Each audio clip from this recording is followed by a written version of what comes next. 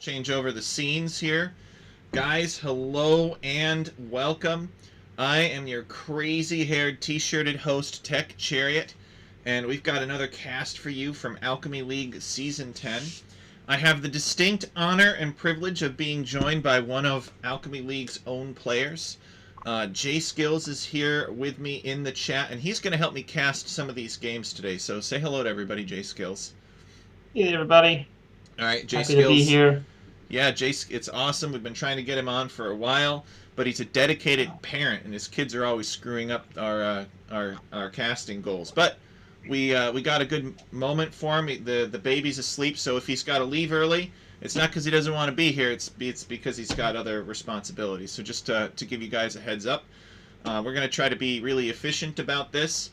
Just to say that Alchemy League Season 10 is an Age of Empires 2 competition. We got a custom map pool, we got a custom ranking system, we got a custom reward system. It's all pretty advanced and complex. And we've really, over the years, iterated on it and I think improved the design and the experience for the players. I've said it's the toughest, it's the toughest fair system out there. At least that's what I like. That's what I think. I might be a little biased though because I've been working on it for so long. So JSkillz is going to help us cast a couple of games, and we're going to, we try to pick a different map each time and different players across the two sets. We always do the two sets, as you guys may already know. So we'll have two players, and then they'll play 2 or 3 games, and then we'll have 2 more players play 2 or 3 games. And we're going to talk about, we're on the seasonal web page right here. You can see we're almost done. Actually, it's kind of sad. Makes me a little sad because that means payday's coming up. No, I'm just kidding. It's because we're about to run out of this particular setting. So the first set we've got GDR Mac Deck versus Flying Mouse. GDR Mac Deck is also known as Lore Deck. He is an Italian player, and Flying Mouse is a player from Germany, and they're going to play on Kubu and Shogun.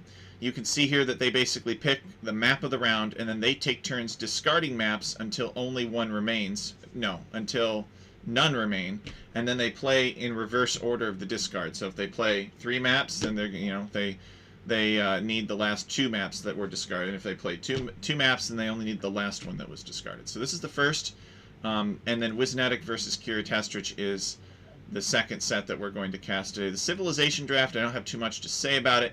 JSkillz might be able to fill us in on this a little bit more, but basically all that it is we discard a bunch of civilizations randomly at the beginning. They globally ban 4 civilizations, and then they pick 3, snipe 1 each, and then pick 3 more. We'll introduce you guys to the players real quick here. I don't want to do spoilers. All right, don't freeze the screen here. So we're going to be looking at Flying Mouse, who is seed number 16 here. He's going to be up against Lore Deck, who is seed number 12. All right, and we're talking about upper 1500s, upper 1600s. And then we're going to have Kiritastrich, who is the 3rd seed, 2K, up against Wisnatic, who is our 1st seed at 2.2K. All right, so JSkillz, what do you want to tell us about this Civilization Draft? Well, so like I said, I think this season's really cool. I think the map, some of the civ picks are probably the most important part of these maps. I think there's some serious unique strategies for each. I haven't played Kubu that many times, and I'm not sure what the best route is. I had a lot of luck with Vietnamese, just kind of playing a fast castle, grabbing relics, booming, and maybe a couple Fire Lancers to pressure. Kubu, I thought, what's the Shogun I thought I had figured out, and I'm really not sure if it's a fast castle or a tower Minotaur all in the middle. I've done both, and I'm curious to see what the players do. I think a fast castle can be really strong, but you can't let them get all the 6 relics, or you're pushing up a big hill. But at the same time, everyone's walled. It's a couple towers or a good timing and a few TCs can really defend it. Looking at their drafts, I've played Malians on Kubu, but that's obviously sniped. They banned Vietnamese and Spanish and Portuguese and Koreans, all good fast castles. Yeah, I think looking at the draft, we got Sicilians.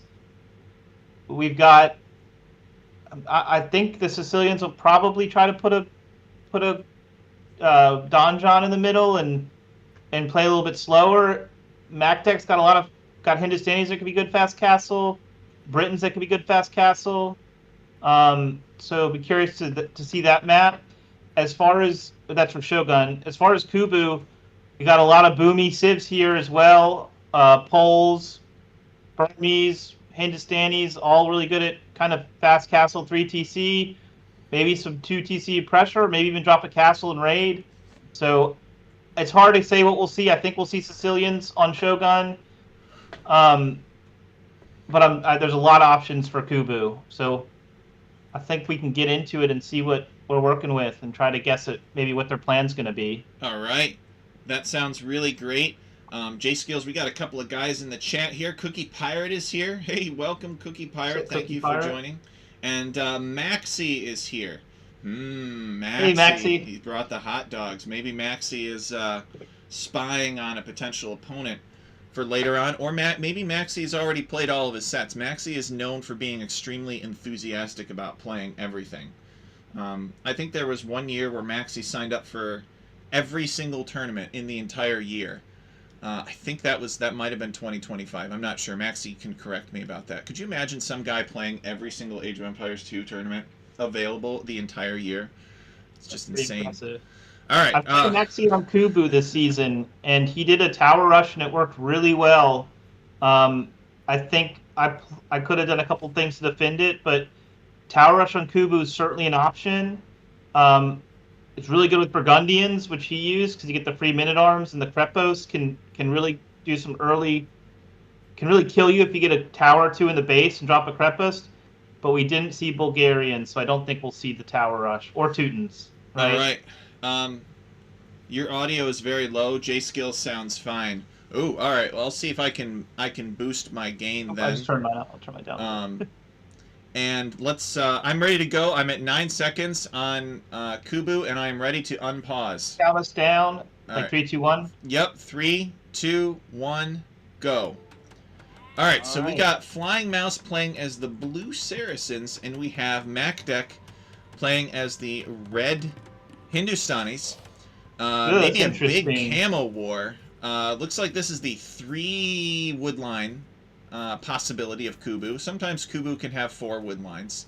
What do you think about this map, JSkillz? What do you think they're going to do? I don't think we'll see a camel war because of the walls.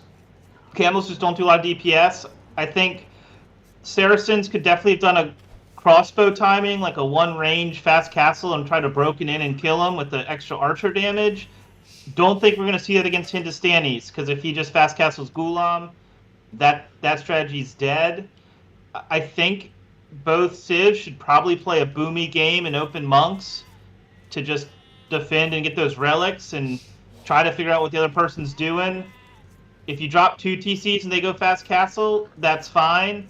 Sorry, if they drop fast castle and drop a castle, that's okay. If you do 3 TCs and you don't see the castle, you could run into some trouble. Hindustani Ghulam's really good fast castle to break in if they can get in. Saracens, I don't think we'll see a fast castle because I think Mamluks are just too expensive and the map's got some walls. So I think we'll see fast castle 3 TC, to be honest. All right, so JSkillz, can you help me understand something? I think it sounds like I've got a philosopher in the chat with me finally. Can you help me understand why nobody has done a siege monk push on this map? What gives? Could be really strong. But if the defender gets to a castle, that's really going to slow down. I believe both civs have great monks that can convert other monks, and with the palisade walls and some house walls and a TC and eventual castle, it's really hard to get a kill with the fast castle monk siege. Fast castle monk siege or just monk spam in general really runs out of steam. And if you have monks that convert monks or siege and you have TCs, it just grinds to a halt. And the second a castle goes down, the whole push is stalled. So I think we could see that, but I don't think that's the best route. Yeah, see, the nice thing about a map like Arena is that if you did a monk rush, and even if they did get a castle down, like, where are they going to run to? There's basically a small patch of clearing in the center, and it's pretty easy to chase everything down with monks, because there's not a lot of area that they can run around to.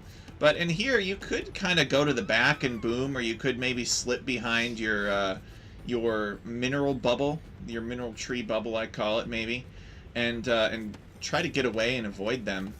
I see 4 on wood for flying mouse, so that suggests fast castle, and similar 4 on wood for Mac deck. So maybe not scouts builds from these guys. They seem to have a lot more on wood than would be required for a scouts build. Not that you'd really get in with scouts anyway. I think Arena, the monk push, you're guaranteed 5 relics if you do it, Monk Siege. Whereas this map, if you go Monk Siege, I don't think you get 5 relics. I think you get 3. And it's kind of, like you said, that there's not like one front wall. I think they both have good monks. I don't know Hindustani monks off the top of my head, but I don't think we'll see a Monk Siege push. Because I don't think it'll guarantee all the relics, and it can run out of steam to the more eco approach. I'm pulling up Hindustani monks. Yeah, I think they are okay. I don't think they have the best monks. They're just missing the monk convert, monk tech, and heresy. So ooh, they're good enough. The other thing is, Ghulams and Rams. Their Ghulam is so cheap and fast for what it is. If you run to a Monk Siege and you put those in a Ram or 2, I think it also can shut it down. And Saracen monks are excellent. So I think they both have good enough monks to defend a Monk Siege push. And maybe not enough bonuses or reason to try it on either side. Like, Saracen monks are great, but do you really want to monk push a Hindustani with Ghulams and a Ram on a Palisade map? That seems very dicey. Oh no. Lordek with a misclick there, idling his entire eco for like 2 seconds. I don't know if you guys saw that. I don't think that's going to be punished too much, though. I kind of like going up with 21 or 22 over 19. I think Flying Mouse went up very quick, and there's a militia coming out. There's 2, so he's going to minute arm push, but with proper micro, even with Arson, you just put houses or palisades behind the palisade. They'll never get in. Unless they come with the tower or archer. And we don't see them on stone. Sometimes they're overconfident too. You know, you do perform this man-at-arms towers, and they like don't take it seriously, or they don't think the towers were coming. There's no indication that Flying Mouse is going towers, though. He hasn't gone out to the stone. So I guess it's just man-at-arms, which, like you said, is really not that threatening. Now, Flying Mouse has been trying to keep Lordek busy. Lordek still spots... I think he still spots the man-at-arms. Well, he spots him now. Or he spots, rather, the militia. Yeah, I think he's got a... Minute-arm alone without a mistake isn't going to do much. I think if he's not going to go tower, it has to be archers, which we see. A little bit slow, because the Saracen archers melt buildings. But, again, Mac deck now simply needs to wall up, play safe, make sure he's got stone, maybe tower is stone, and just get to a castle, and I think it's over. If he just... Fast Castle Ghulams here, insta GG, because if played right, he's not going to take damage, and there's nothing Saracen Archer MAA could do against early Ghulams. They're just going to get melted. Now, but I think he has to put a tower by that stone, and maybe like he can't lose that stone. And I think he's going to have a tower of archers coming. Lordek can't lose the stone. See, I remember... A tower on the stone, a house wall or 2, that stone and gold is, and the farms and the wood safe. I don't know how long you've been playing AoE 2 for JSkillz. Maybe you're a recent AoE 2 prodigy, or maybe you've been playing for many years. But I remember back in the day when, like, the best thing about the Saracen Monk Rush was not even necessarily the monks themselves. It was actually the market bonus. Because you could sell your stone for a bunch of extra gold and turbocharge the monk creation. This was back in the days before everybody had insane eco bonuses that just allowed them to fast castle through everything.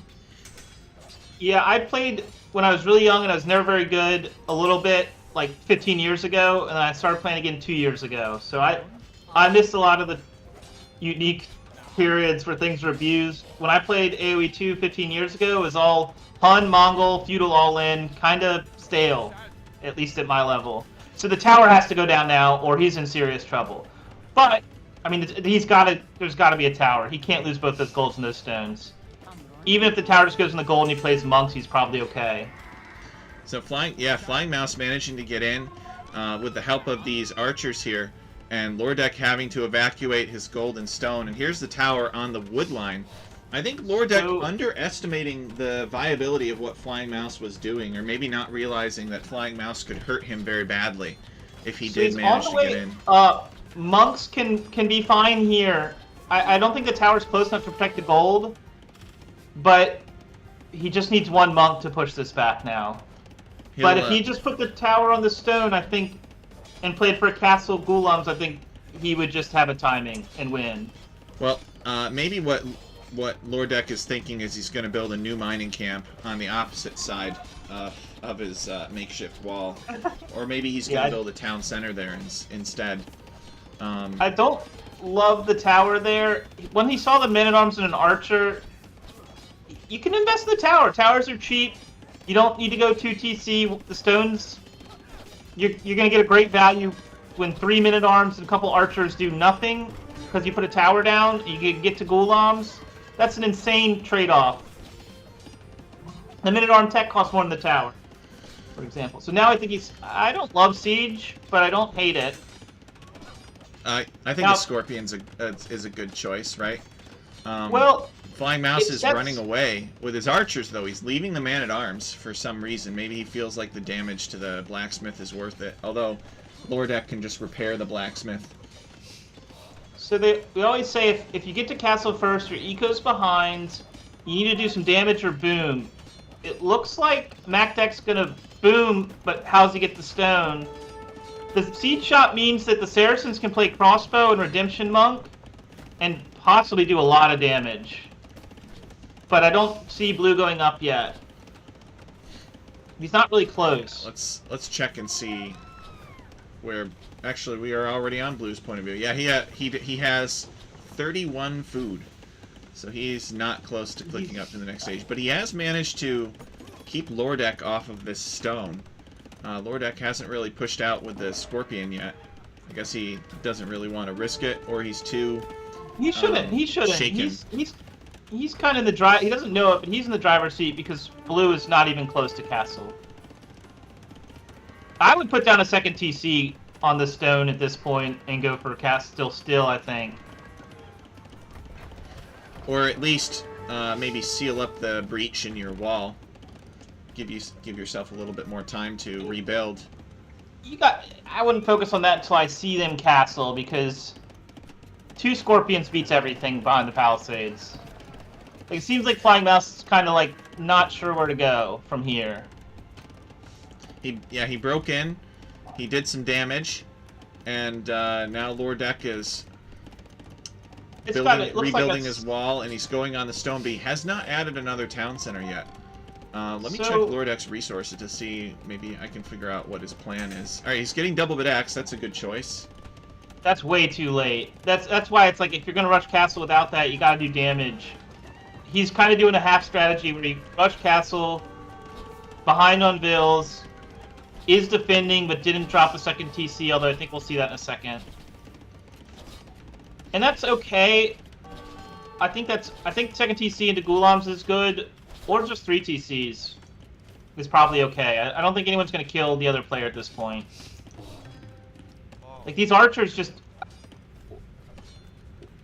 I don't know what they're going to, what he's going to do. I mean, it's going to go crossbow, he's got so many archers, but like, what are we going to do with the archers? They can't dive TCs, and they can't do enough for siege without redemption monks. But I think redemption monks might be too big of an investment at this point. So yeah, Flying Mouse is about halfway up to the castle age now. It would be really entertaining to see him go redemption monks and crossbows and all these other nasty Saracen options. Lordek is adding another town center on the stone, like you described. So maybe Flying Mouse just puts his ankle against puts his foot against the throttle and just plows on in with a big monk and siege push, or maybe Flying Mouse He put a tries to stable outboom. down. Maybe he tries to outboom MacDeck. What's the better play? I think blue. I think he has plenty of options. If he gets all the relics, he's not going to be behind.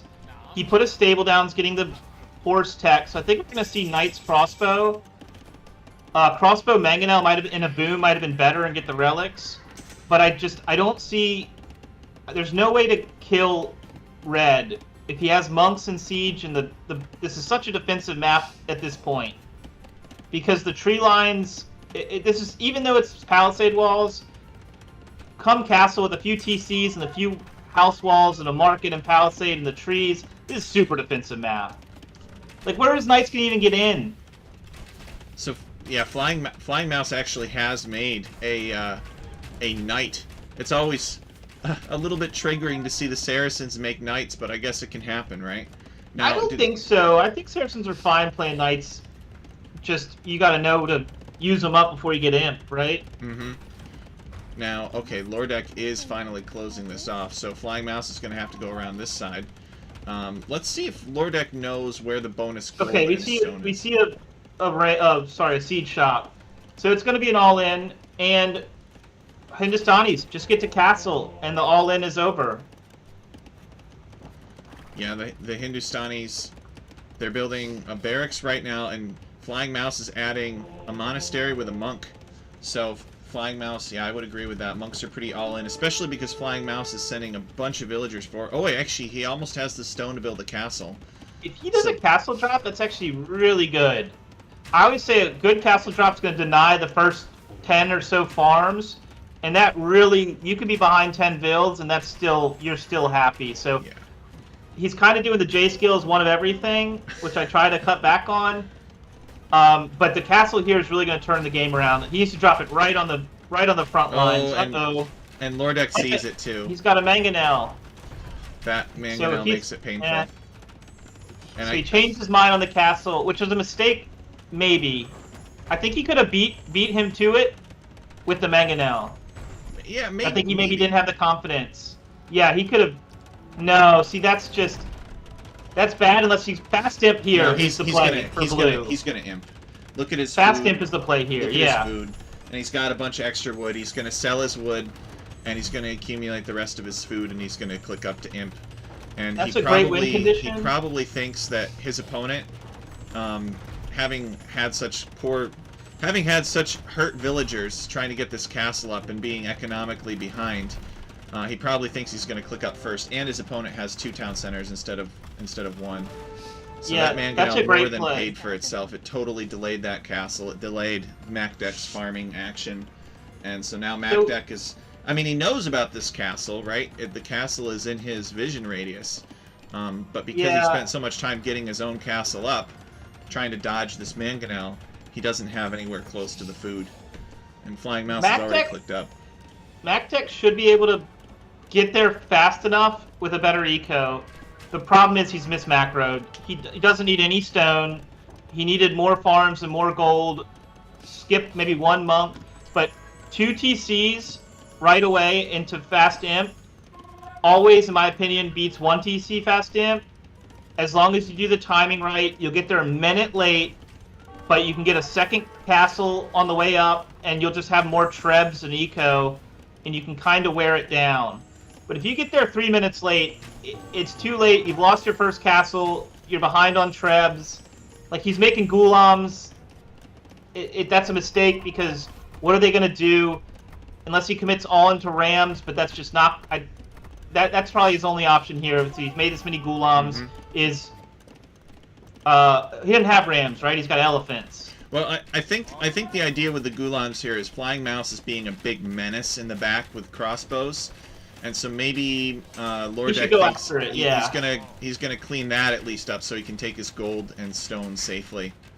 But I think what he's in for a rude awakening because Flying Mouse is about to be imp in a few seconds, and then it's gonna be major panic time. And it's crazy if that one knight in the armor in the stable, he could have been an imp a minute earlier. So I don't know the knight decision. I think. Well, the knight was, and I don't. That may have come before he saw Macduck's castle. It did. It When did. he saw like he may have thought, all right, I'm gonna do a castle drop, and I'm gonna just push through with rams and a castle and everything. But once he saw the castle, he realized, I'm behind on eco. I'm never gonna catch up. I should probably just throw everything into a crazy 1 TC 1 castle fast imp, and let's see what we can do here. So that's probably where Flying Mouse is. That's probably his thought process. He sometimes I think joins he the should stream. have known Hindustani, when they see across like all his archers, and he pushed with Minotaur Archer and Feudal. He should have expected Ghulams. So he should have known a castle would be coming. I think that's just such a dominant play. Oh no, he just lost all the Ghulams. So yeah, Lordek came forward to do a raid, which was a good idea, but unfortunately he got sucked into a fight with a couple of monks and a couple of knights.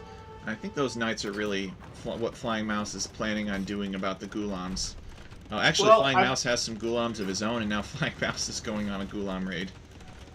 I think he's in a great... I think it's already pretty much... Unless he makes major mistakes, this is over. His eco's excellent.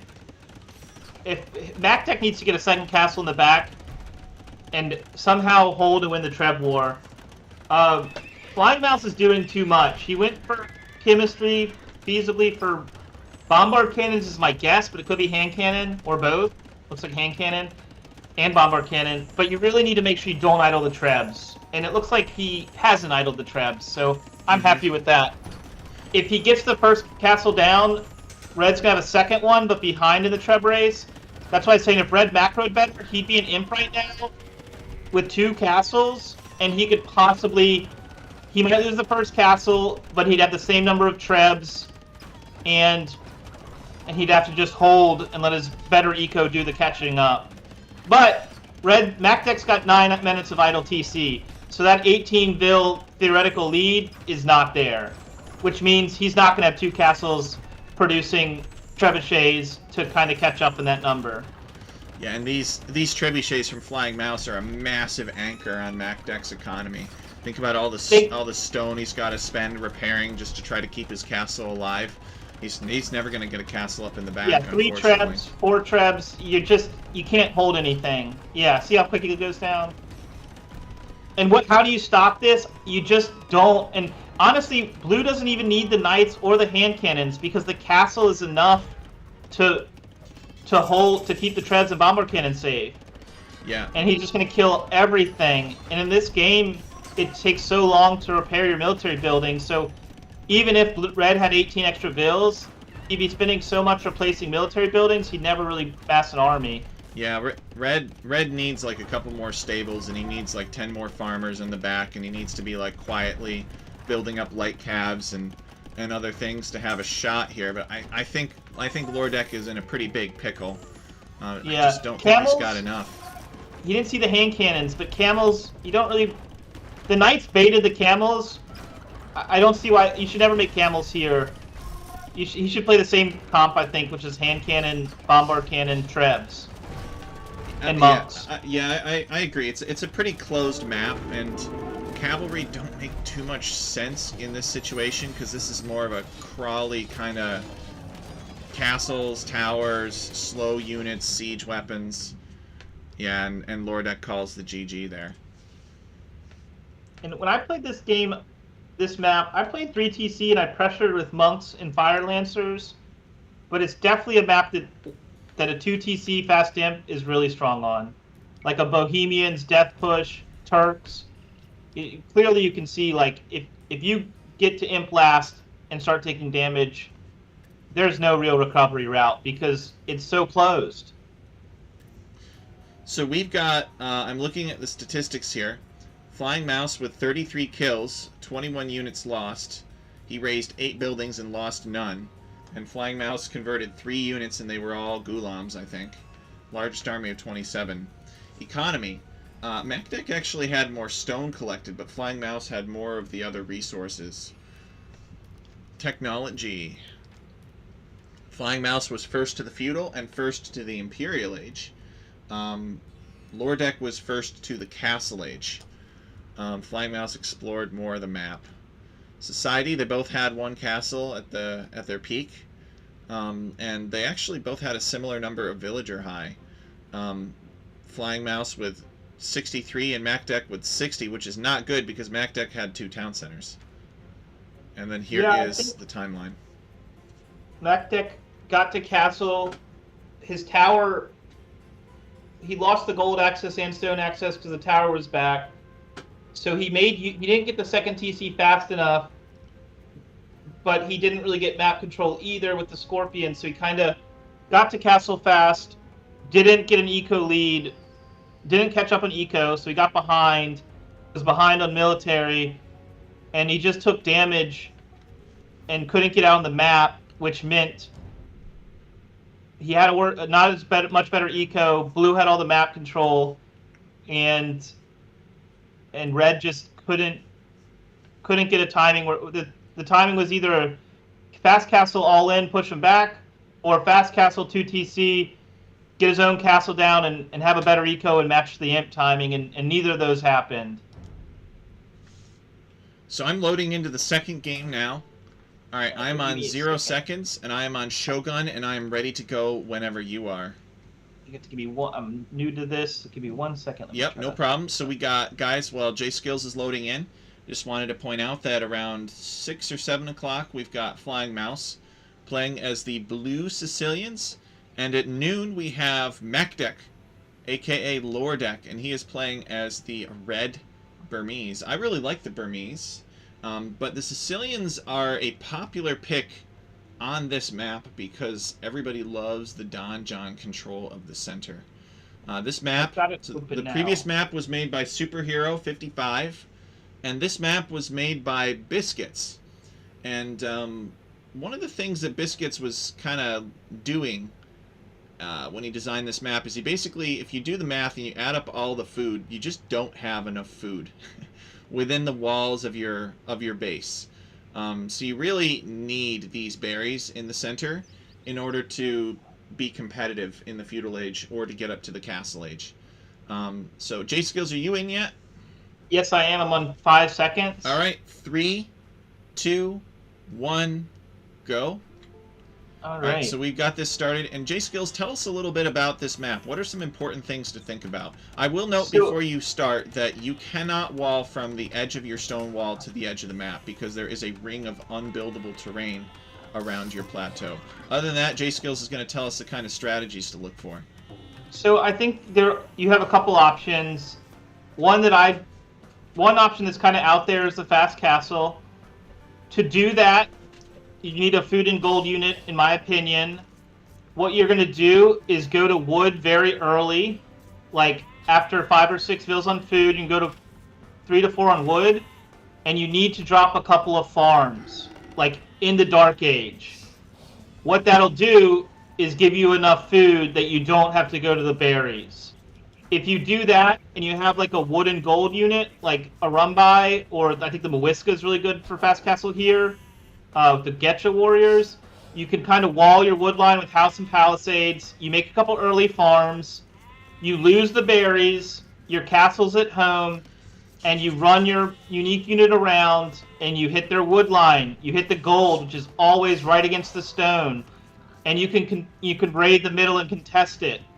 That's kind of a unique strategy, but it's really strong, in my opinion, because if you have a wood and gold unique unit, you can just do so much damage, drop a second TC, and get imp, and push the middle. But you have to make sure they don't get all 6 relics, because that's a win condition. The other meta is fighting for the middle. You have so little food, you have just enough food that you basically have to farm in Dark Age or get out to those berries.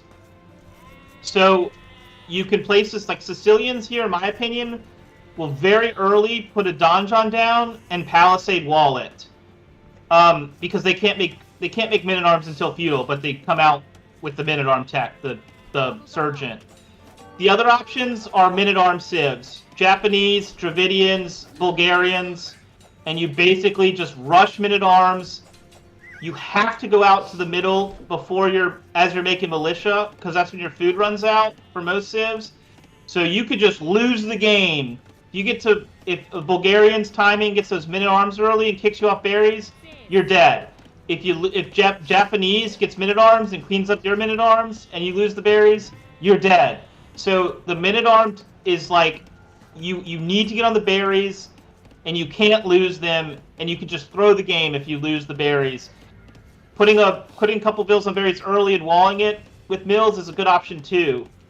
I think Burmese will either fast castle or run by, which is okay, but it doesn't look like it because there's no farms. Or I guess they probably need to play minute arms and get those berries, or maybe open archers and try to contest the berries. But you have to have the berries, or you have to have some sort of. I think you have to fast castle or have some sort of unique strategy, because the berries are too valuable unless you fast castle.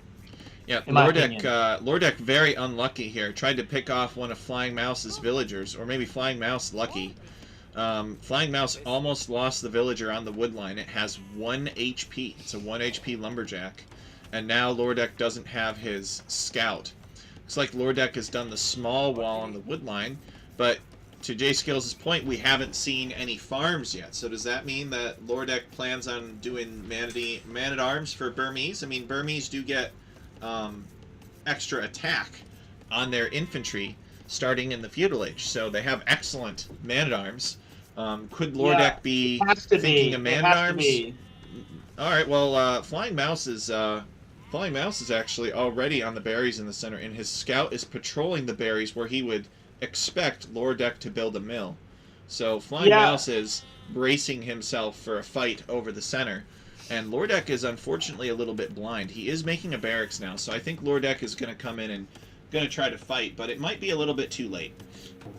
Yeah, there's a lot of miss micro on the deer, which is going to cost Lordek his timing. Flying Mouse went to the berries early, maybe a little bit too early, but it's okay with Sicilians because the donjon's going down. I think we see the militia from Burmese, but he's not even up yet, so he could run out of sheep and never get feudal here. He needs to cancel those two and maybe just go out with 7 vills and a mill and a hope. He doesn't have a loon. Oh, he's just getting it now. He just got to probably and see the donjons going down. Yeah. Oh, this is going to be challenging. Maybe bring 8 vills out and kill the donjon. This is why I say you have to wall the donjons.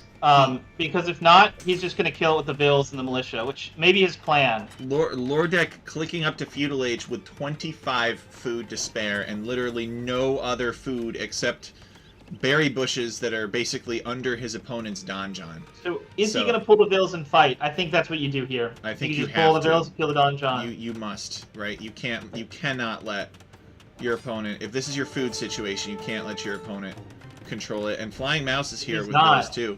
But Lordek does have more villagers. And he has the militia. So I really think it's do or die here for Lordek, but I don't think he realizes that yet. I think it's going to be over here. It'll get really ugly if Flying Mouse is able to build a second donjon and start making surgeons. I don't think he needs a second donjon. I think he just needs surgeons at this point. And the donjon has range. It kicks him off the berries, and it tightens him in, and I think it's over here. I think bringing the militia to the back line is a mistake. It's going to be perpetual walled with repairs. I think Red had to go for it before the Sergeant comes out, because the Sergeants are so good against militia and men-at-arms. He's walling the bills in, so he knows the game's over if he can just death push here, and he's right. And the donjon has a lot less HP than a regular tower, so that could be an option. But the donjon garrison's 10, so it's only 5, right? No, it's 10. So I don't think a tower war against a donjon is going to make you happy. Yeah, Lordek building a tower out of desperation, but I think sending these man-at-arms around to the back, and maybe Lordek wanted to try and hit the back again because he knew that there was a weak villager back here, but too much time had passed, and his opponent already had the chance to build small walls, and he's just going to be able to repair. And just do a metal gate here. Metal gate, those 3 militia are going back home, and you've already lost your berries. And no farms. It's over. Yeah, Lordek forced to just pull the surgeons and chase the vills down. And or kill the tower. You got so many options. But what he should do is put his vills back to work. Blue should. And just look at all the minute-arm damage on the Palisade Gate. Just put a stone wall down. Oh, he can't afford it. That's fine. 2 vills repairing is fine for a minute. He's grabbing 5 stone. But get those vills out of the tower. 2 sergeants, 2 vills will kill the tower. You don't need to trade arrows. So Lordek has switched to a number of farms back home. It's not ideal. No, you got to start farming. You got to do something. You start farming. Yeah, you got to do something. Okay, now he has forced Flying Mouse to come back here and deal with this. So there's at least that. There's some surgeons killing Lordek's man-at-arms, and Flying Mouse has a couple of villagers too. And so now Flying Mouse is going to pivot back to the center. Lordek's wood line is completely open, though. I think if I were Lordek, I'd be feeling pretty exposed. I would want to try to wall that in at this point, because he doesn't have any military left. This should be over. Blue has all the berries, Blue has more units, and Blue has the better civ. It's like when you get castle, the sergeants with skirmishers, whatever, they just kill everything that comes out early. You're not going to have enough space for farms in your base to really... You can make an elephant or 2, actually, is really good. But Red's taking too much damage. There's no way he's going to get castle anytime close to Blue if Blue plays properly. But Blue has put 8 vills in the donjon to kill a tower, so Red's actually kind of bought time. Blue should just been on the mills, send a surgeon in or 2 to kill the tower. You're not rushed. You just need to deny the berries. So now Red, Lordek is fully walled again at the stone, and he's never going to get in. That's fine. Blue so far ahead on eco. Just get castle, get a TC down, use the berries, and just pressure the wood line indefinitely. Yeah, Lordek's still fighting hard though. He doesn't want to give Flying Mouse 2 games. Flying Mouse is 6 villagers ahead. I like how Lordek has built an archery range here as part of his wall on the wood line. Could at least get a few archers out to deal with the surgeons dealing damage. We're playing Sicilians, so Sicilians, one more tower denies all that wood line, so I was going to say maybe not be on the stone for Flying Mouse, but one more donjon, this is over on the wood line. I'd put that range if I was Blue. He just did. Make 2 skirmishers, and then you're going to get that tower down no matter what. You probably still can get it to like the left side of the lumber camp. You can probably build the donjon being out of range. So you didn't even have fletching, and you can't afford it, or even put a blacksmith down. Yeah, Flying Mouse turning back because he's taking too much damage now. And Lordek actually deletes the wall and comes out here to keep fighting, which is an interesting choice. No, that's probably fine. Decides to rebuild it. Okay. He's just buying. He's buying time. He's living on a hope. There's the donjon you're talking about. Yep. He just needs to finish that. It's over. So bills are being pulled. That's why 2 skirmishers here are just also in the game. The donjon. He does have a blacksmith. I'm sorry. So he's got fletching. So the donjon is actually denied, which is an important win for Lordek. Flying Mouse. He's still so far ahead on bills, but Red's collected's close, and that's because there's no farms for Blue. Like there should be some farms. Oh yeah, Blue really leaning into the berries. He's the lord of the berries. Now you know what surprises me? We haven't seen more Franks on this map. Wouldn't you think people would be picking Franks and playing them on this map? I think you can't because opening stable just doesn't work here. You need the berries. Minute-arm Spear will beat that every time. You just can't play scouts in this map, in my opinion. Well, I mean... And Franks can't play Fast Castle either. Their Fast Castle, I think... Can Franks go like man-at-arms and towers and then transition into like castles and throwing axemen? I just think the Frank Men-at-Arms will just lose to Dravidians, to Japanese, to Sicilians, to Bulgarians. This is just either a Fast Castle Wood Gold unique unit, in my opinion, or a Men-at-Arm timing civ.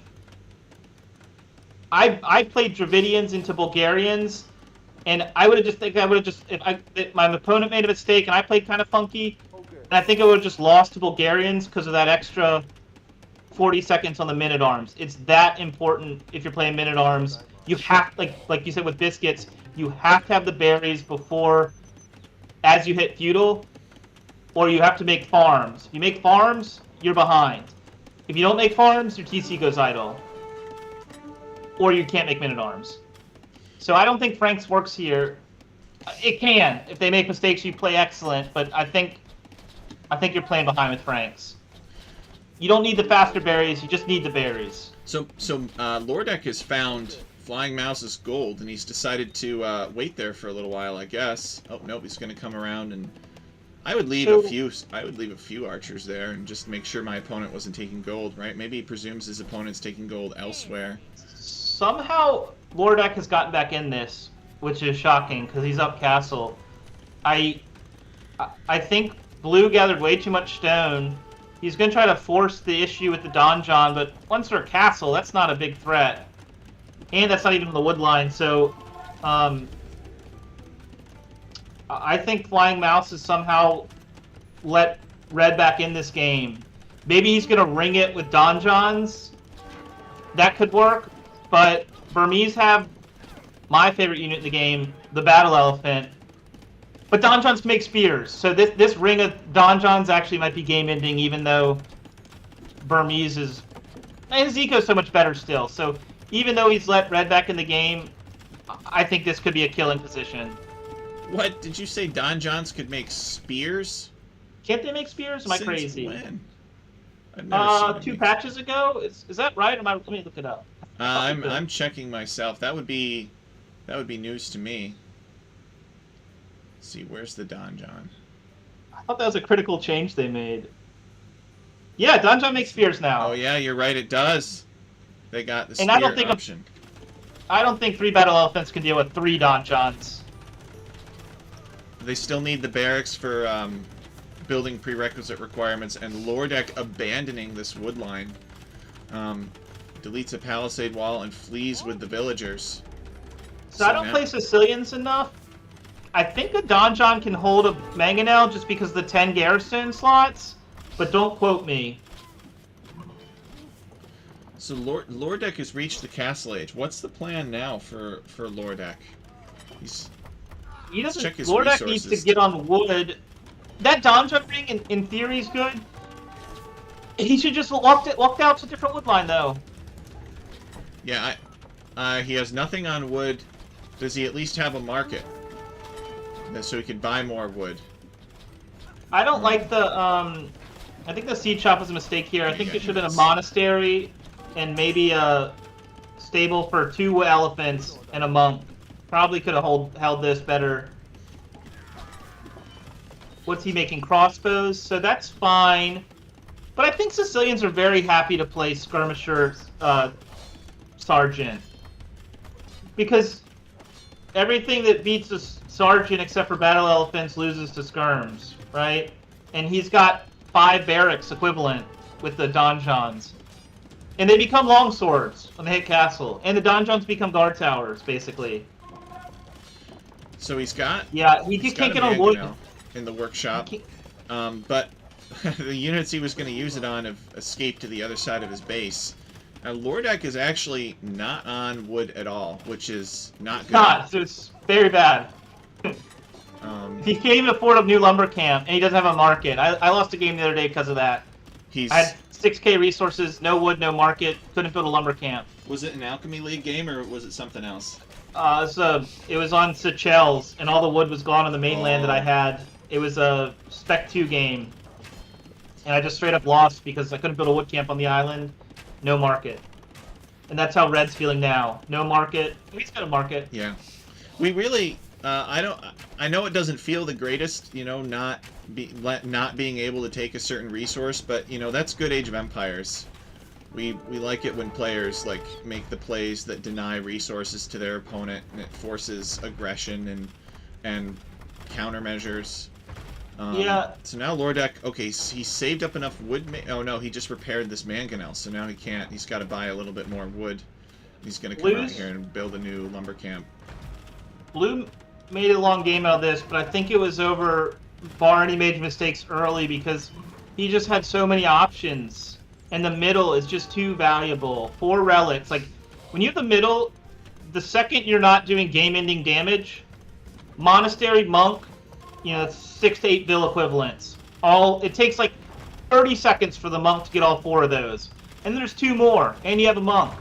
So that middle relic density is a huge economic boost.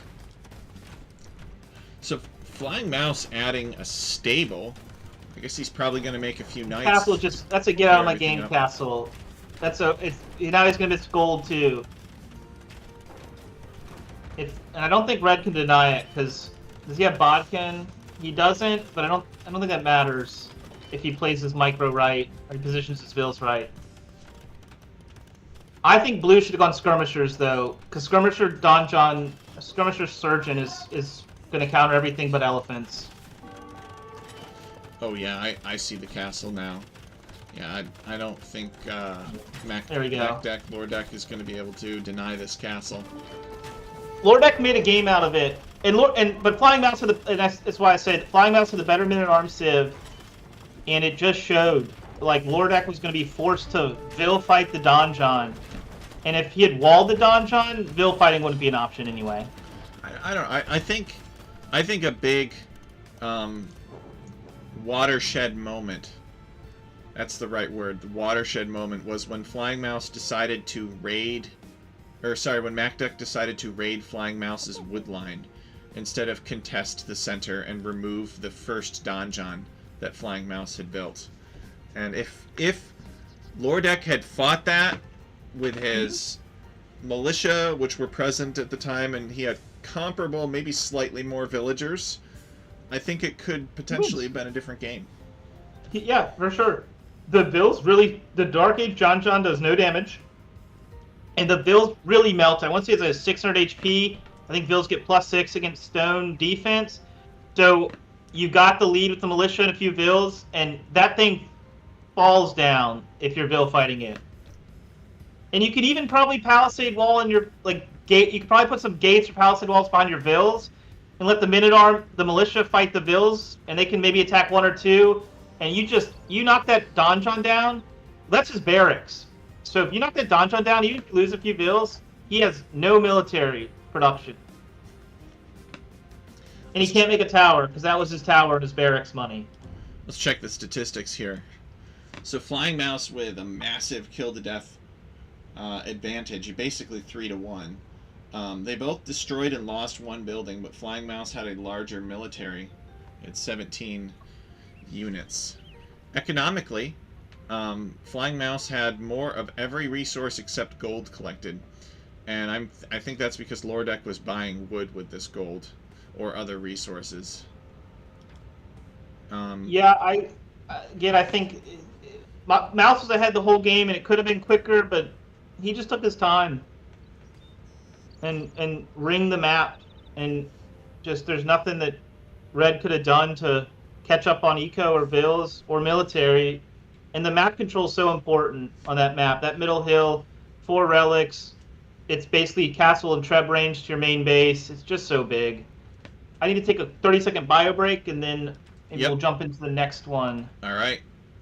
We'll do that. We'll be right back, guys.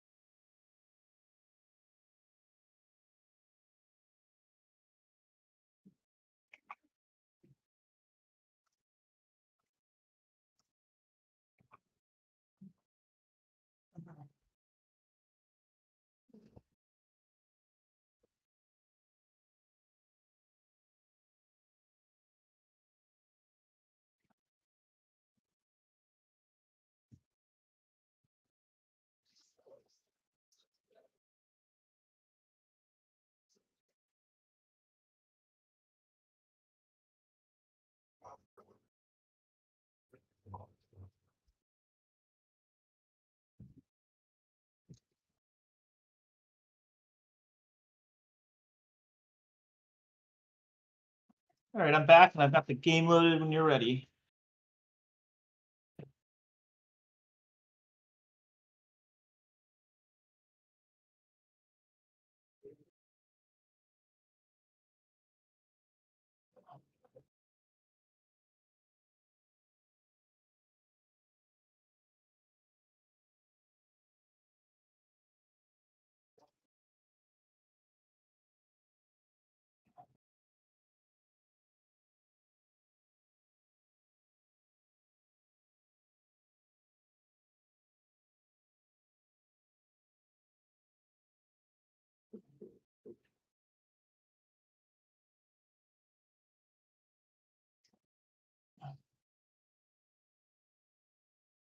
All right, guys, I am back. I would assume that JSkillz, if he's not back already, will be I'm back very here. soon. I'm on Oh, all 5 seconds when you're ready. right. So he is ready. Do you want to talk about the draft first? For the sake of time, I think we just dive in and we can talk about the Civ picks in the Okay. game. All right. So I'm on Crater of Doom, Wizanatic versus Kira Tastrich. In this case, it says Pivo Prime, and let's change the overlay here. And I'm on 1 second, and I'm ready to go whenever you are. I'm on 5 seconds. You want me to All count right. down 3, 2, 1? 3, 2, 1, go.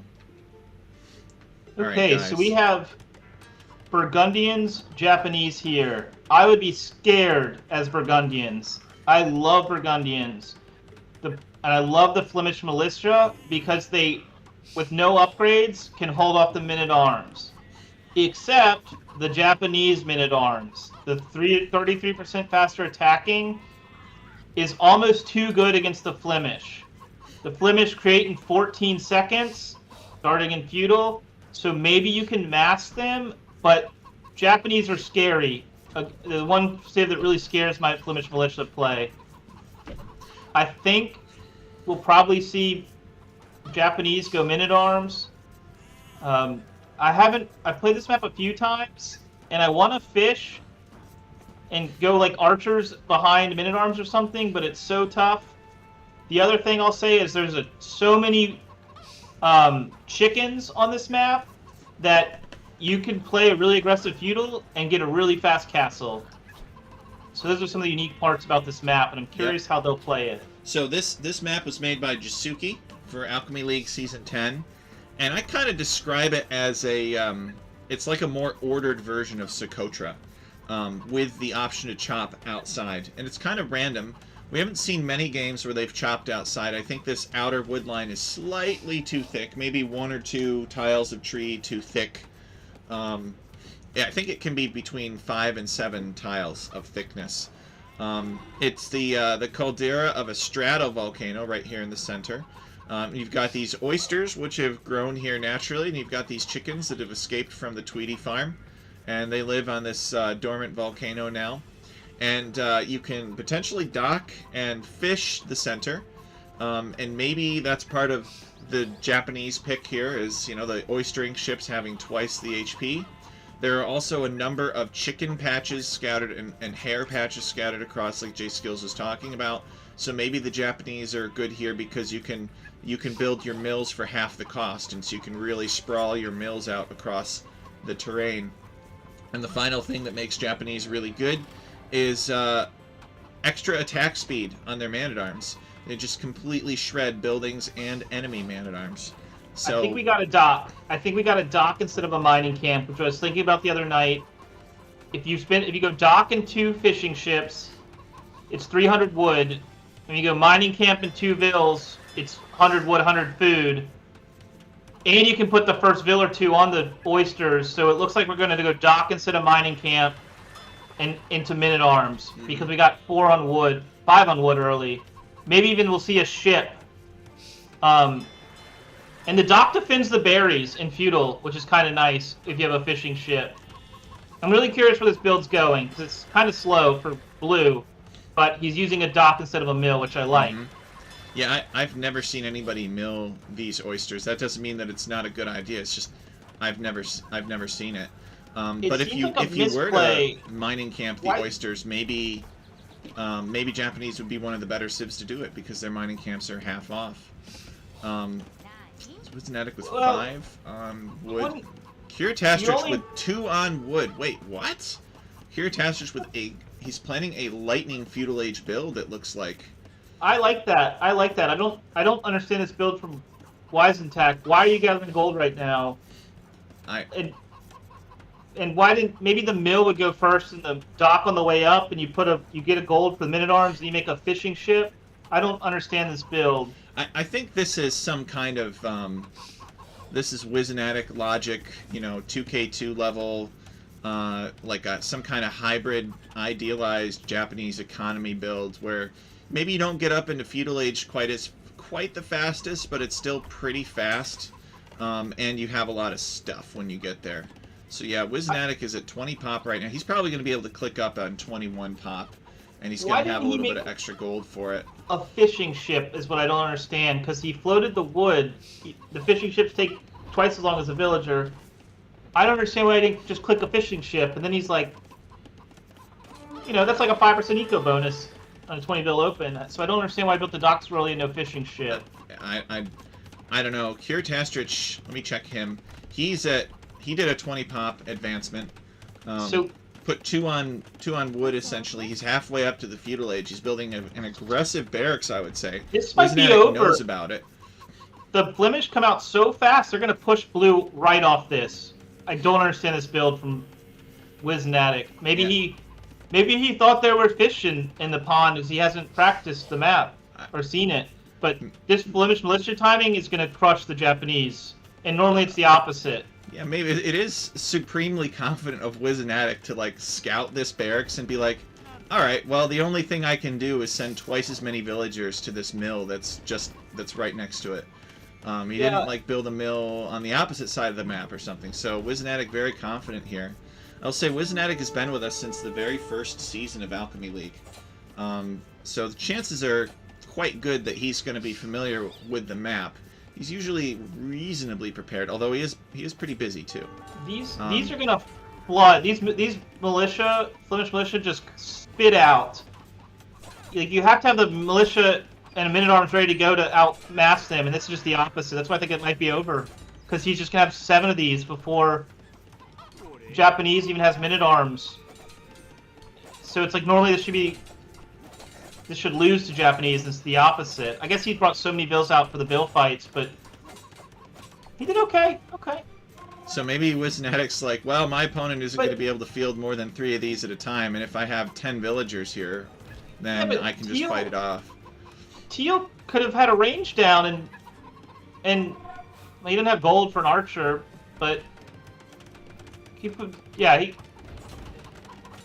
Teal could have, I think, won here if he just kited with the militia and got to like 7.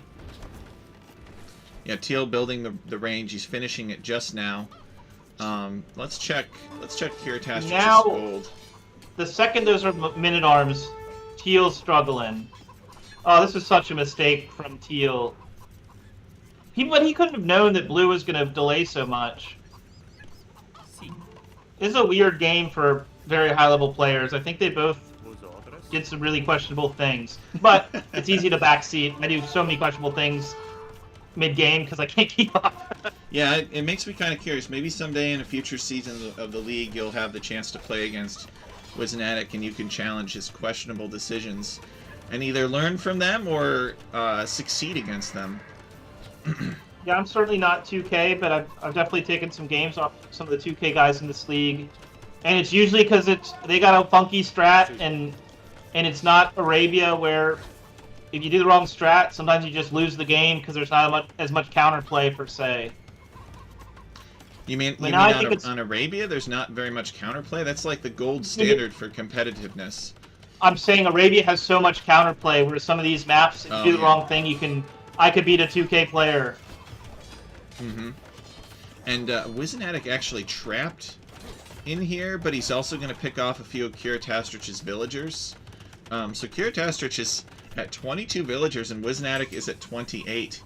Wizanatic has built a tower on Kirtastrich's archery range, which is pretty annoying. So we got the fishing ships now, which I love. I love getting gold at some point.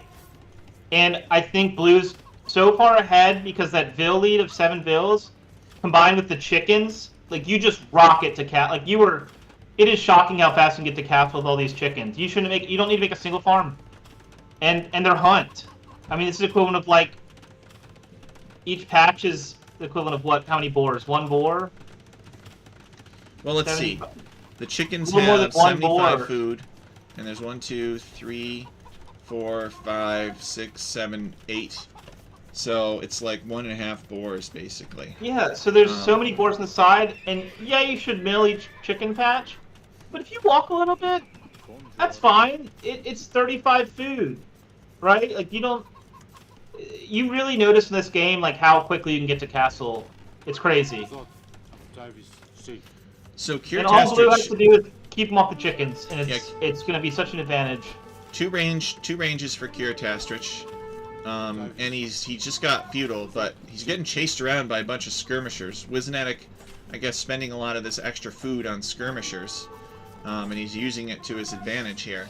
Kirtastrich has made a stable and an extra scout to fight He's that. fine with that. Pop out a few spears. Your eco is just so ahead with the extra. I don't know if he knows how many extra bills he has, because he did kill a lot, but Blue is just rocketing ahead on eco right now. But the resources haven't shown it quite yet, but it should start showing real soon. Because you're right, normally you'd make archers to save the food, but I think Blue's playing a safe game. Yeah, Wizanatic he's generally a pretty careful player. I'm usually a pretty careful player too, so I respect the safe gameplay. If you think you got a lead, and keep it. I'm not a careful player at all. Any of you guys who watched when I streamed my very bad 1v1s, it was always Byzantines into fast feudal and stone walls, or Byzantines into fast imp with monks. It was always something crazy. I never really got above 1400 with that, and even to get close to 1400, I'd have to do other more reasonable things like make palisades first. So here's where it's getting scary. The one-range skirm, where you're really starting to get behind the archers, where the archers can just win. Look at the resources. Blue's got a lot of gold. He's starting to farm. Maybe he should have done a second range and made archer skirm instead of farming, but it's still fine. It's 10 bills. And the fishing ships count. Like, late feudal on, the fishing ships are a bill. Early, like, they're too greedy in a lot of matchups until maybe mid to late feudal, but they really do come online when you start needing gold. And they cover your berries, and they give you line of sight. My first pick on this map was Dravidians, because you can go double range and get the dock down and pump out archers. So But when I played Ray on this map, he didn't let me do that because he TC dropped me. So actually, Kirtastrich kind of changing his priority here. He wants to lure Wizanatic's skirmishers onto these mangrove shallows so that he can blow them up with demolition rafts. I got a hard demo on this map. It's frustrating because if you're going around the map, you're always running through the middle because the chickens are valuable. Mm-hmm. And one demo is an 8-unit swing, so I'd love to see that. I think he's gonna get cleaned up here. He's got enough archers to kill the spears, and the skirms are not enough number. But he's still far behind on bills, so maybe get a tower or two down and take the game later. Yeah, he's got enough skirms. Just needs to not lose the spears for nothing. Man, I would not want to get into a micro war with Wizanatic. This is looking a little ugly. Yeah, he killed enough archers though. Okay. He's killed enough archers though that I'm happy with it. And there's not quite enough scouts to run through. Yeah, these Kirtastrich has to run. Archers and scouts though, hyper expensive.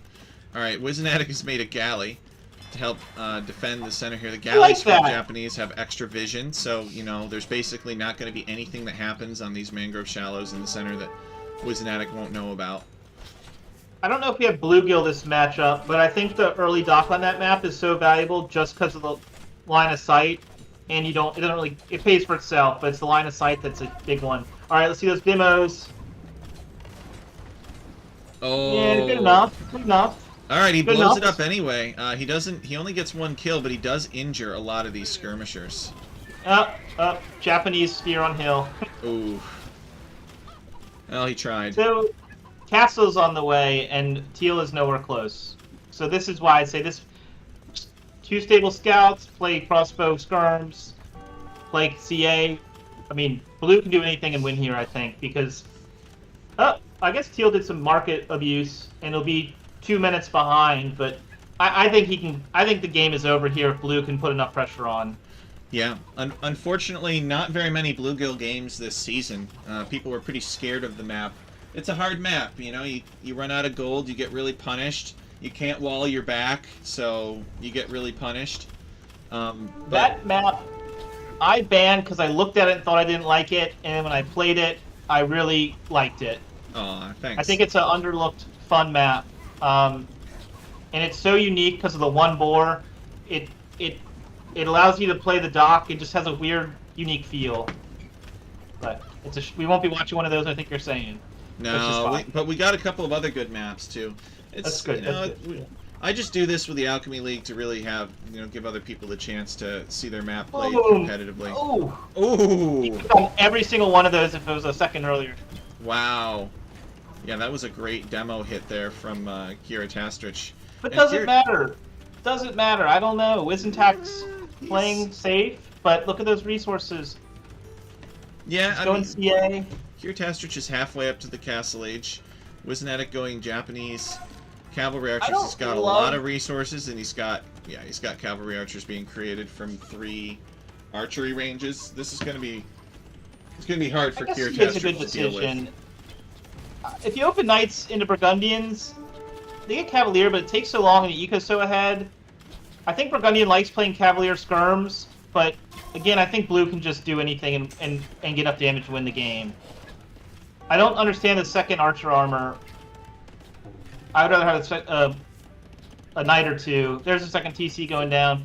Yeah, he just needs to play this second TC, keep the pressure up. I don't see what Blue does. Or Teal does, I'm sorry. Does Teal chop to the outside? It looks like he's almost through.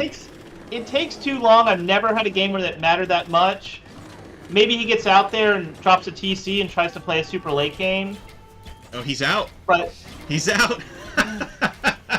But he has no stone. Great evacuation. Now imagine him. Oh yeah, he's got no stone. Oh, he's got a TC though.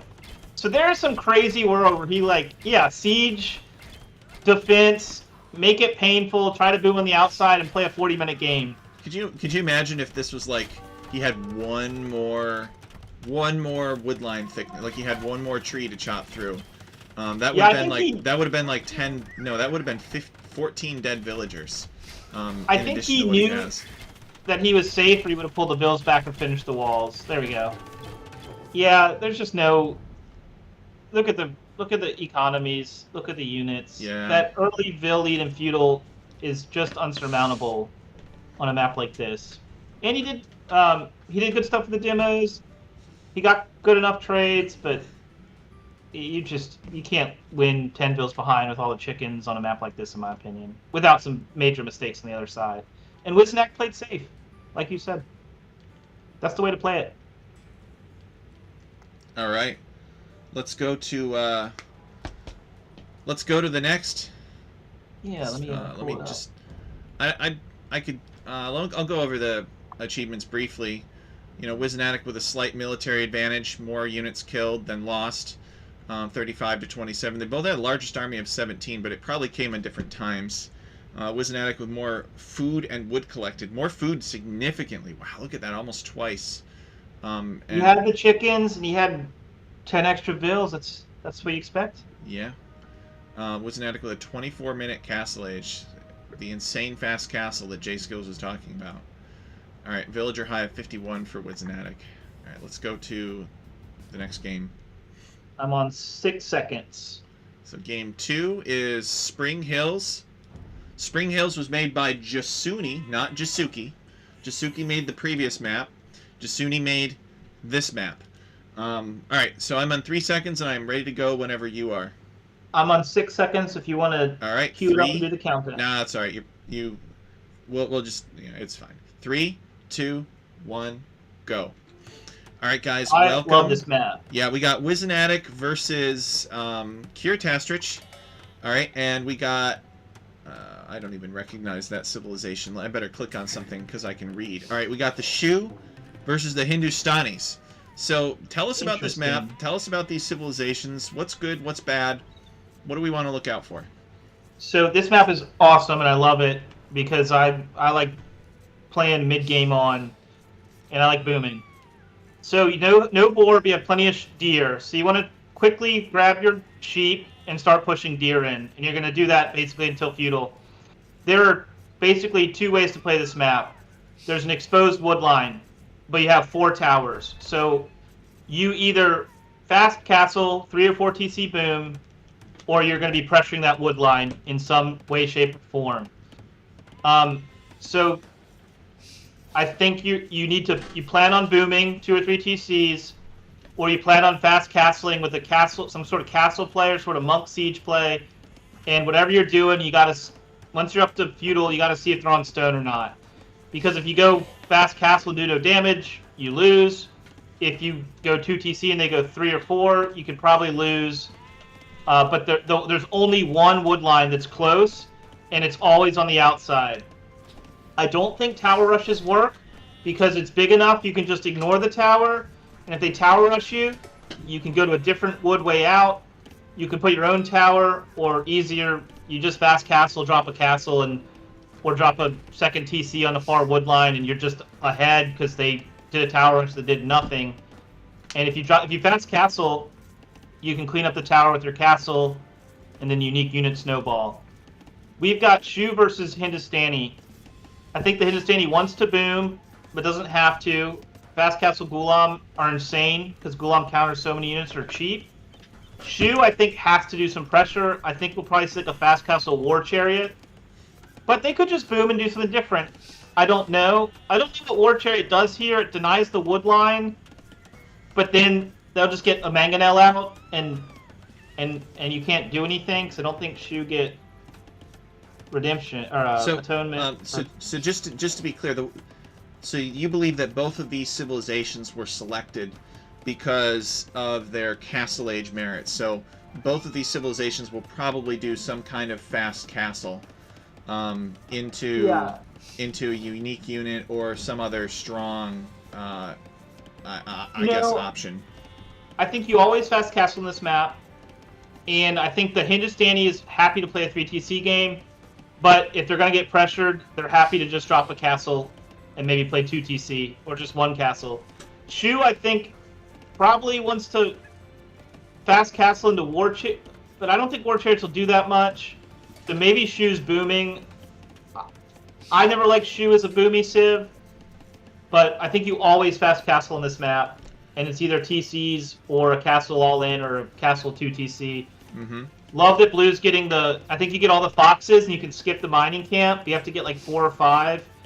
And I like going out on the rabbits and berries, but they're a little bit far on this map for blue and for teal. Sometimes they're really close. And I think you always push your deer in. I don't like blue scouting the front. I think blue should just be... Oh, he's pushing deer. I'm wrong. So they're all just pushing deer. And I think everything... I think they're berries and outer deer. They're bunnies and outer deer. Bunnies and outer berries. It might be a little too far. Yeah, so you're saying that the tower rush is really the only potentially viable feudal age strategy because these towers are protecting the other resources, and even the tower rush may not be that effective because they can counter tower or just go to other wood lines that are further away. The only hope for a tower rush is deny the big wood line, but you have plenty of wood at home, TC, and you can always walk to another wood line or move to the other side, or counter tower. I don't think tower rush works, personally. I think it's always a fast castle. Yeah, Jasuni and I worked on this map together. He was busy, so I helped him out with some parts of it. And one of the things that I was wondering is whether or not this map would be... And Jasuni has been known to watch the recordings, and it's really hard to predict how a map is going to play out when it's initially in development. We have the competitivity scoring, but it's a standardization, but ultimately it still is a guess based on people's feelings. So what do you think about the concept of potentially moving player starting positions closer together on this map, maybe decreasing the radius from the center that they start at? Do you think that would improve the competitive variety of the map? I mean, it's very similar to Arabia, but basically with towers and more exposed wood. I love this map how it is. I think it encourages you to play a different civ and style than other maps. I wouldn't change anything. If you wanted to make Tower Rush viable, you'd probably remove all the trees at home at the TC and make the outer wood line a bit thinner and shorter. But who wants to... There's plenty of maps where Tower Rushes are viable. I like a map where it's fast... You play Fast Castle and you got a boom or raid or... This is a great map. I don't think you change anything. Mm-hmm. I've seen some interest about this map for potential application in other tournaments. I've had people ask me Great map. when is the map going to be available to license in other tournaments, and I said, well, the creator will be able to Blue's losing the bill, almost. the creator will be able to distribute it to other competitions here in a month or so. Yeah. So I'd love to see the pros play this map too. We haven't seen this map very much in the tournament, I feel, though. Again, it's one of those sort of different maps that people are a little uncomfortable with. Maybe it's not as familiar, but the more they play it and try it, the more they like it. I think that the map could fit that category, and I think there are many maps like that in Alchemy League.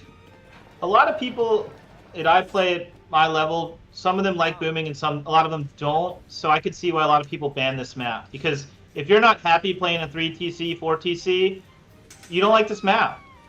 I always want to do fuel aggression, you're not going to like this map.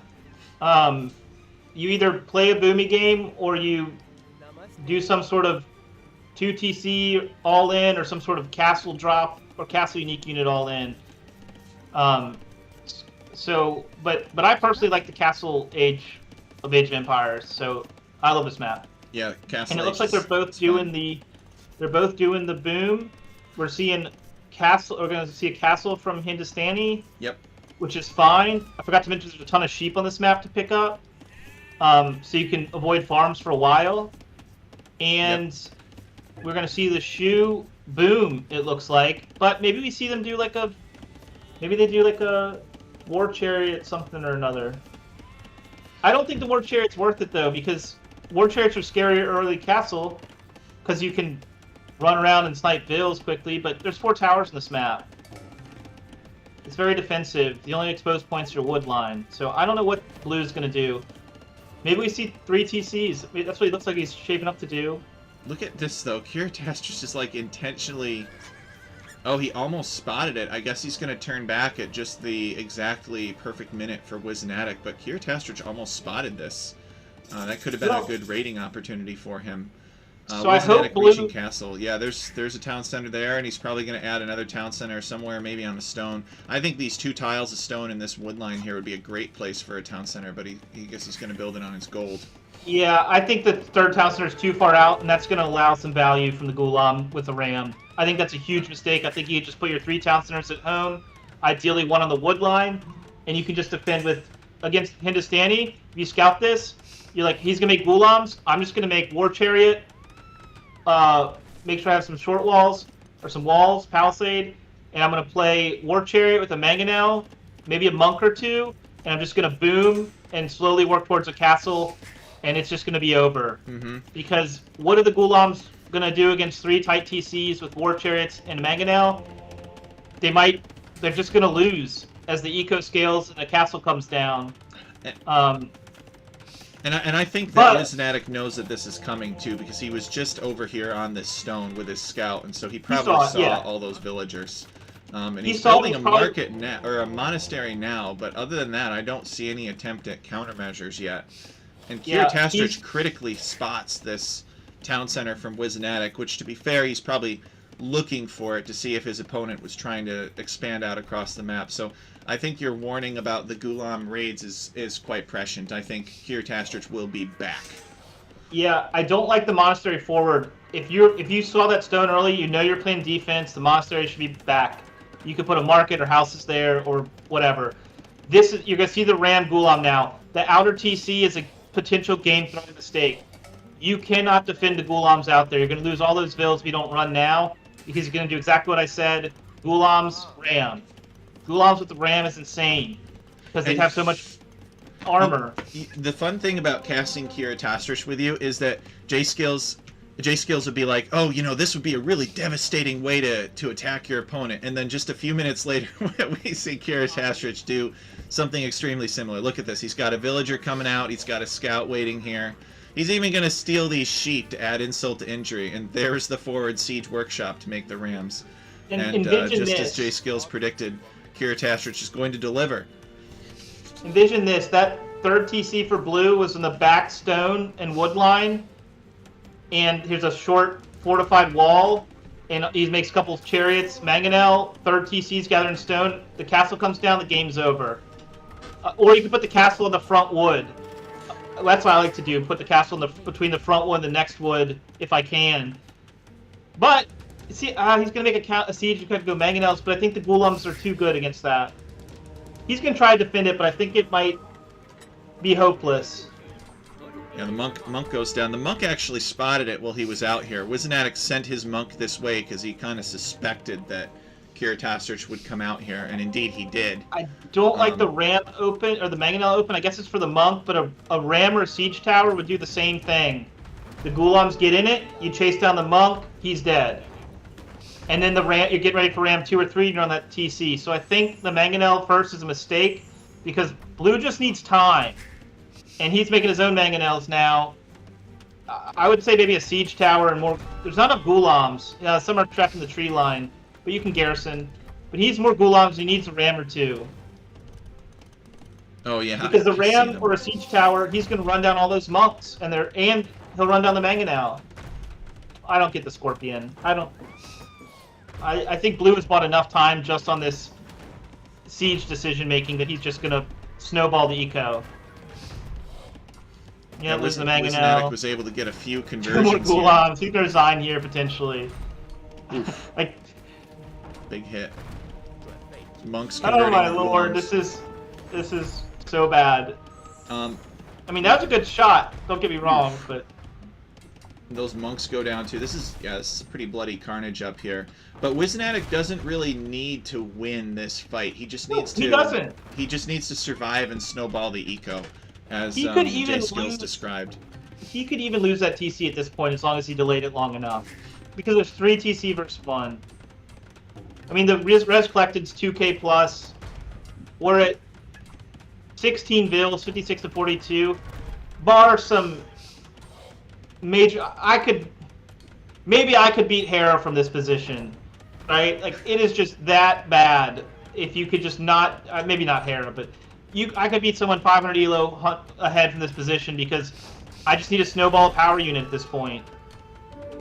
So what do you think about trying to do something unexpected, like you make like 8 petards and send them in and just destroy the town center instead of making the Ghulams?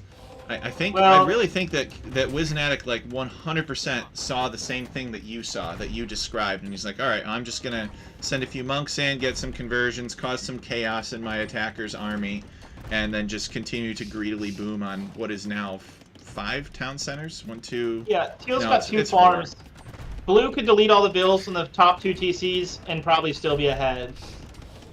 Like, he doesn't care. I don't know what he used to make a unit comp. I don't know why he's making more TCs. I think he'd just make probably War Chariot Mangonel at this point. I mean, you can make anything, probably be okay. What does Shu make against Ghulams? I don't know. I don't know much about the Shu, to tell you the truth. Yeah, I don't play this. One of the things I don't really like is the Shu. It's one of those new civilizations. All right, so Kiritastrich is pivoting.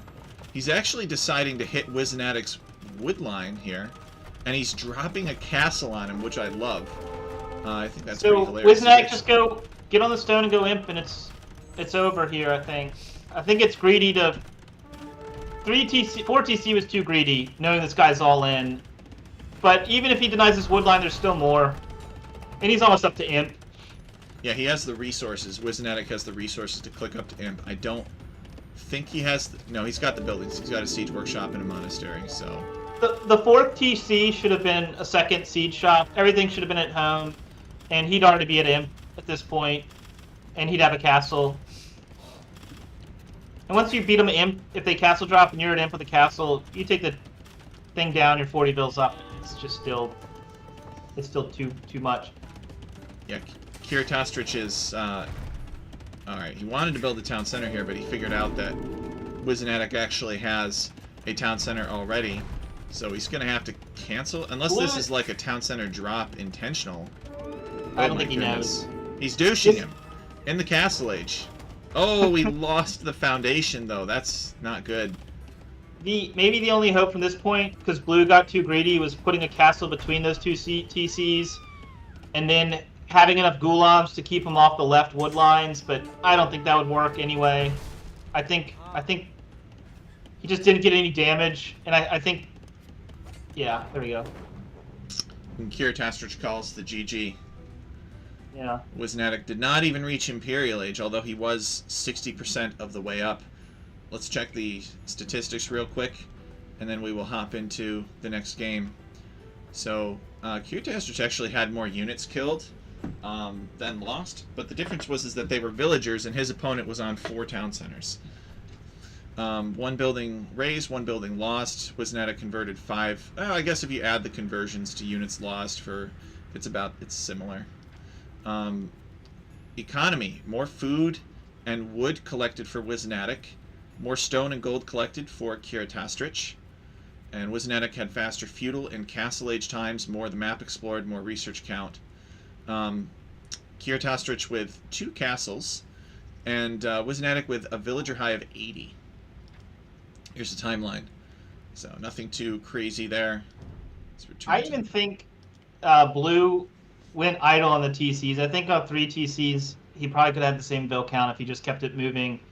I don't like he didn't make any military. If you're on 3 TC and they're on 1, get your 3rd TC down, make military so that they can't castle drop you. And if they castle drop you, you drop your own castle and get in. I think it was almost unlosable, but I think Blue played a little too greedy at the end. But maybe he just said, I'm so far ahead, I'll just play so safe.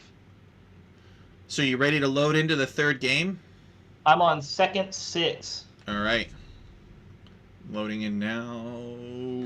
All right, I'm ready to go whenever you are. 3, 2, 1, bang. All right, so this map, Conflagration, it was made by Welcome to Rapture. And what you need to know about this is that there is a pagan shrine here that's in the center of the map. It provides 10 population space, and it is reversibly capturable, which means that, like a monument, it falls under the control of whoever was closest to it last. We have Kiritastrich playing as the green Incas, and we have Wisnatic playing as the blue Magyars. So, tell me about this map. Tell me about these civilizations. Are they good, bad, and what kind of strategies do you think we'll see, JSkillz? I love this map. I think you can play it any way, and I still don't know the best way to play it. I think based on these civs, we can tell how they're going to play it. Magyar obviously wants to open scout. I don't play Inca. I know they're OP right now from the Champy spam, but I personally haven't experienced it enough, so I really don't know how the Inca's going to play. And 2 weeks ago, I haven't watched much Age of Empires lately because I've been busy. I played a little bit. I know people are saying the Incas are completely broken, and I think we'll see if they are here or not. That being said, Cavalry Archer would probably do very well to Champy because that extra attack gets through the armor and they can kite. I like Magyars here. I've played this match a lot. There's so many things you can do. I think the 2P fast castle is kind of busted. I'm sure some others are too, because you can't really get damage on the berries if they short wall. So fast castle's very viable. I think scout play is really good because it's an open map. It's harder to wall. I also think archer play with some defense can be really good because the middle is, super high up. So if you get the middle, you're always going to be fighting downhill. I think the outer resources look cool, but maybe you push a deer or 2, but I've never really gone out there with a mill for the outside food. It seems like it's just too far and just too little.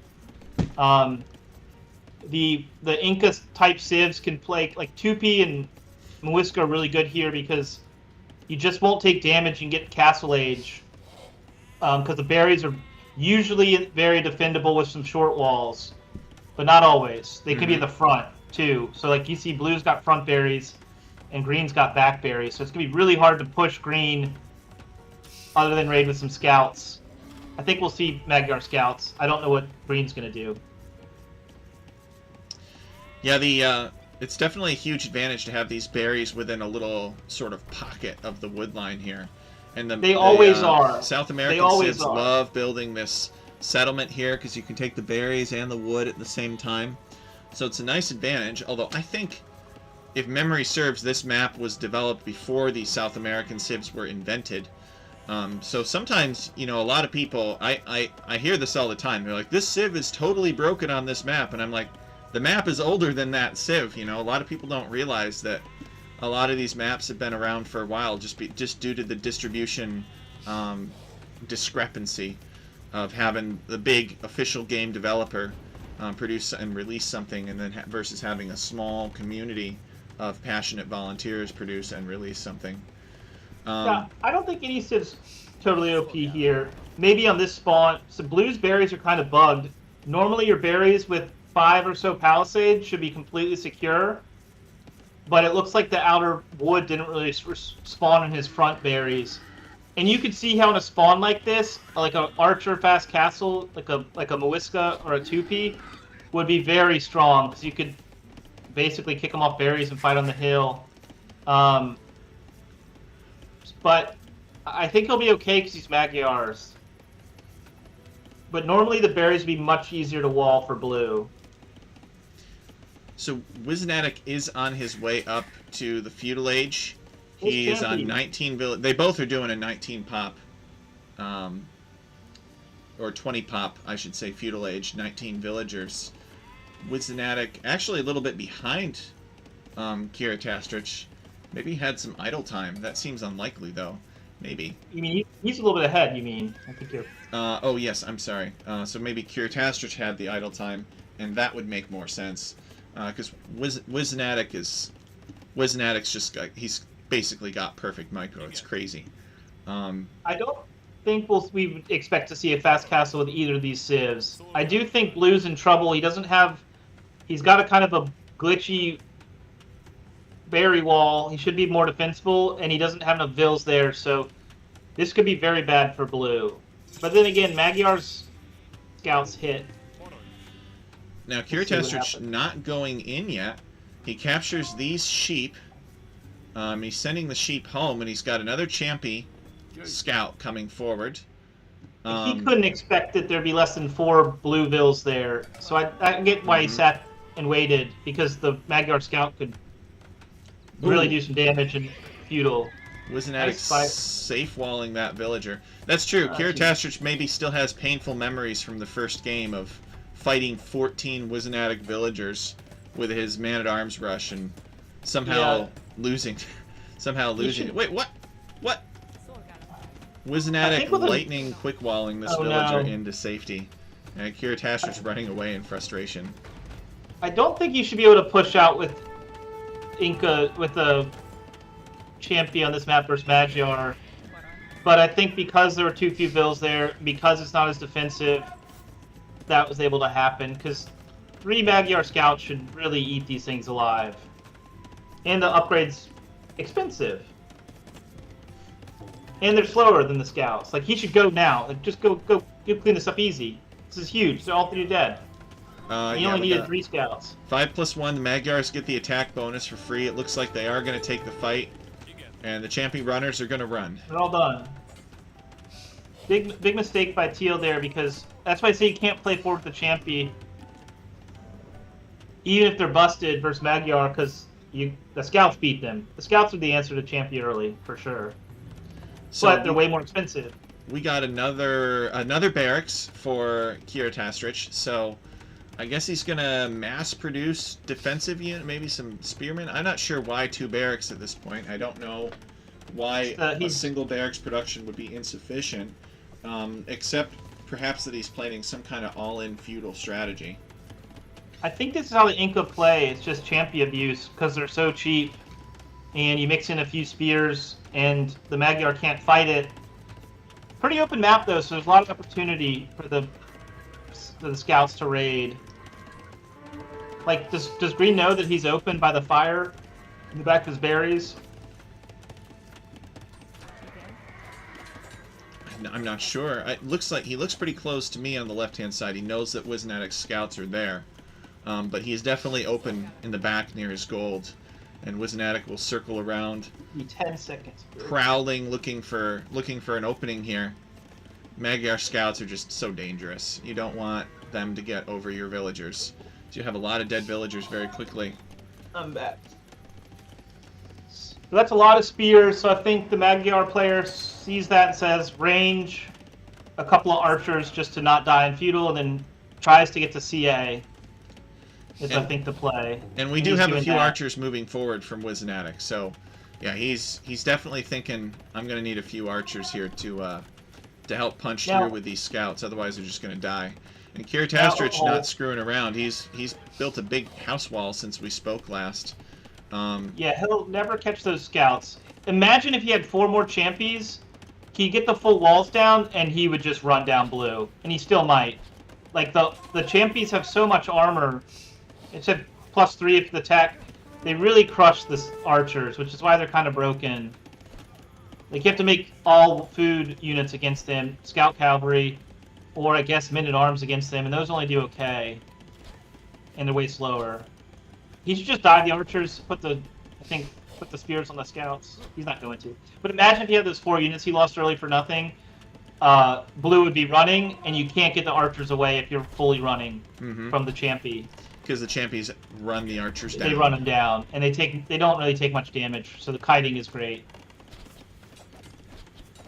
So I guess Wizanatic going to try to just chisel his way through this palisade wall, see if he can sneak in with these scouts and be a massive pain. Magyar's got discounted scout too, so I like him just keeping the mass high, honestly. Have enough archers to scare the spearmen, keep the scout cavalry mass high, and I think if you can get to CA without dying, you're probably in a pretty good spot for a while. And I think Kiritastrich is playing this a little bit more carefully than he played in previous games. It seems like he'd like to get a win off here on Wizanatic, and it would be a good win for him. It would mean more than a usual win because Wizanatics are our #1 seed here. But Wizanatic is just so good at this. It could be hard. Got him on stand ground. What's Kiritastrich's rank? It's hard to say. I think he's between 1900 and 2K. Okay. I'd have to check the website again. So Wizanatic probably has 200 to 300 over him. So Wizanac's like a 2400. Well, according to our ranked matchmaker, he's seated at 2.28 or something like that right now. So that makes sense why he's playing so safe. He's happy to play safe because these maps can be really dangerous if you make a mistake. I think Blue probably should have just stayed back, but I don't know how scary the Incas get, so maybe he needs to keep up the pressure. But the Vil count's really close, which maybe it shouldn't be since he just had 8 units on Vils. Blue's farming. Blue's on the way to castle, so it's got to be CA, right? He's got some idols. Let's see what he's researching. He hasn't picked yet if he's doing knights or CA. Maybe he probably should open a knight or 2 just to thin out the champy. I just don't know the Incas today. They're a black box for me. Yeah, so Kiritastrich is making champions now from 3 barracks and is getting the attack upgrades, so he is tripling down on feudal age aggression here for these champions, and Wizanatic is happy to just lead these champions into the opposite corner of the map from where he is. Yeah. Because Wizanatic knows that he just needs the time to get to Castle Age and stabilize with a modern army here. And I think Kiritastrich is finishing him off now, and now Kiritastrich is probably going to start running across. At least he should. He realizes he has map control now, so yeah, here goes Kiritastrich. He's going to run across the map. This could, there's only a little bit on gold. These things are really nasty. You kind of see why. Like, CA without Bodkin aren't going to do enough. He's only got 1 stable for knights. I don't understand why I didn't put more military buildings down early. Because he should probably be able to survive this with quick wall, but another player could have very easily got kicked off gold here and just lost the game. Mm-hmm. If it were a player of similar 2.3K skill level, probably Wizanatic would not be able to get away with a lot of this. because they'd have just a little bit more. Kiritastrich knocking at the door here. Wisnatic doesn't want to let him in. I think Kiritastrich needs to come around and find Wisnatic's openings, and he should be able to weather some town center arrows, right? Actually, Kiritastrich is in now, so I guess fine. Yeah, I guess what he's doing is justified. The gold denial is important, and he wasn't able to deny it for long enough. Is he up yet? He is not. So now that the CA masses out, in theory he should be okay, because green is nowhere close to being up. But you just dive here. I like the dive, but again, that's where you're seeing the quick wall save them. Yeah, the CA number is just going to keep going up, and green's not up to the next stage. And the CA can run the champies down for a change here, because they are faster than the champies. Actually, yeah, the cats. Yeah, the champies evaporate between the town center arrow fire and the CA fire, and Kiritastrich calls the GG. Well, this is still a fun game. I think the Castle Age Champy can, even though they're slower than the Cavalry Archer, I think they can kind of, because they're so cheap, run around and run away. I think do they get Gambesons? Oh, and they go. No, they don't have Gambesons. The Castle Age Champy is a lot better at dealing with CA, even though they can't, force a fight. But the Feudal Age ones only have 2 or 3 armor, so once they get Bodkin, they do could die. So let's check the statistics. Wisnatic with commanding 3 wins over Kiritastrich. Wisnatic with 33 units killed, 18 units lost, largest army 12 to 19. Economy, Wisnatic had more food collected, Kiritastrich had slightly more wood collected, and a little bit more gold collected. Technology, Wisnatic first up to both of the ages, more map exploration, higher research count. But Kiritastrich actually ended the game, or at least had a larger number of villagers at his peak. And his economy actually, I think he did end the game with more villagers. So the problem for Kiritastrich was he was all in feudal, and he couldn't get up to the Castle Age to deal with what Wisnatic was making. Yeah, that would have been a different game if Kiritastrich had not lost his champion early.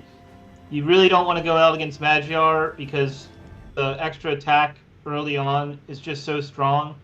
But if Green had just gotten his walls up and had those 4 champy, Blue never would have gotten in, and maybe he could have got the walls up and then just with champy and spearman really could have dived anything and fought the scout archer late feudal. Both of the golds for Blue were very exposed. If I was Green, I would have tried to get walls up, get a nice ball, and then maybe come out and tower the gold and just start diving and just make sure I keep Blue out of Castle Age and off by threatening the gold. I think that's the win condition for the Inca on this map.